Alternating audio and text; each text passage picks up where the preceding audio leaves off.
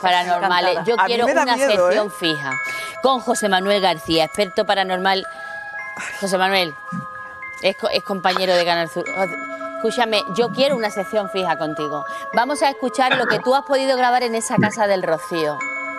Dale, Paul. Escucha. ¿Por qué lloras? ¿Por qué lloras?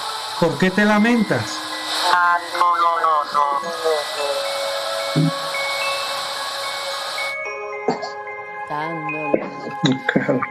José Manuel, explícame esto, por favor. Explícame toda la historia. Te llaman. José Manuel, no me digas que no te me oye, que me tiro por la mesa. José Manuel. Te escucho, perfectamente. Te llaman de una casa del Rocío. Sí, efectivamente. Venga. Una casa que además, Toñi, no digas la dirección.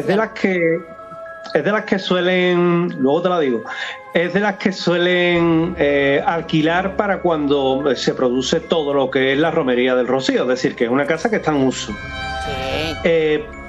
Y se nos ponen en contacto porque, entre otras cosas, el problema que tienen es que todas las noches, a las 10:37, el televisor les hace cosas raras.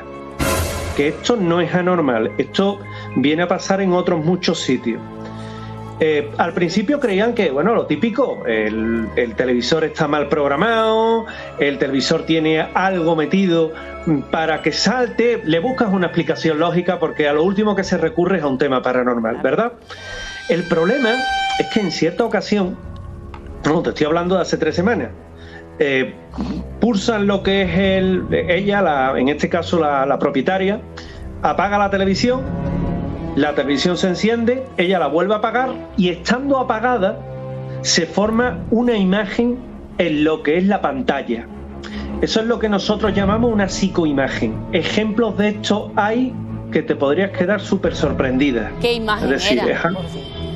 Era como un rostro, era como la cara de alguien que se estaba formando, pero difusamente. Oye, ¿quién está ambientando musicalmente esta noticia que me está cagando viva, sí, Carlos? a mí también. Por favor, Carlos, baja un poquito los gritos y las cosas, por favor. A ver, al compañero mira, se le está yendo la mano, ¿eh? No, se le está yendo la mano. Bueno, vale, entonces, la tele por un lado. Pero no solo lo único que se escucha en esta casa. ¿Qué más cosas pasan y por eso te llaman? ¿Tú llamas a alguien? Hay un niño. Tú que tienes también hijos, lo sabes. Los niños tienen una sensibilidad especial para estas cosas.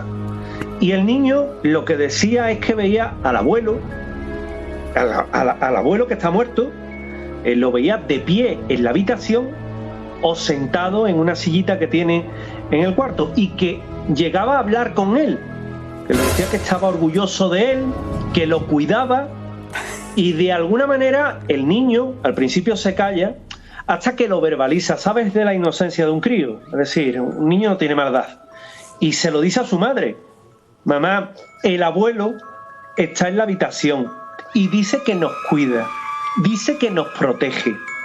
Todo esto añádele que se escuchan pisadas por el pasillo, que se apagan y se encienden las luces, que las puertas se abren y se cierran solas, como accionadas por unas manos invisibles y evidentemente de una forma antinatural, y de alguna manera eso hace que con el paso del tiempo ellos se atrevan a llamarnos para tratar de, no que le quitemos eso, porque yo no tengo esa particularidad, yo no tengo ese don, aunque tengo amigos que son capaces, ¿no?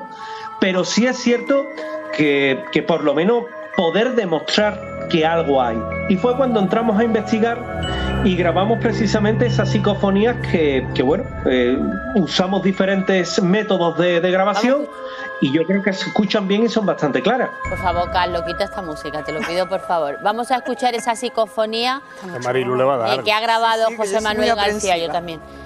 Vamos a grabar, vamos a escucharlo. Vamos a grabar.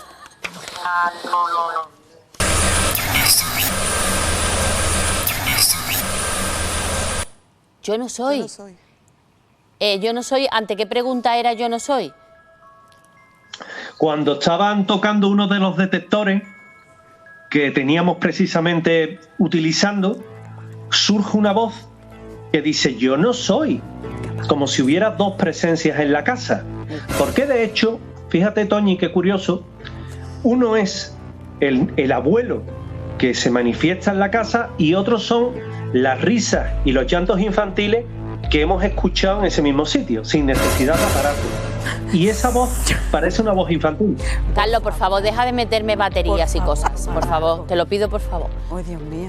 Es que de verdad... Se metida en esta atmósfera que es que me... vale, escúchame, no, es que esto es muy interesante, no sabéis hasta qué luz. punto... ¡No bajarme la luz del plató!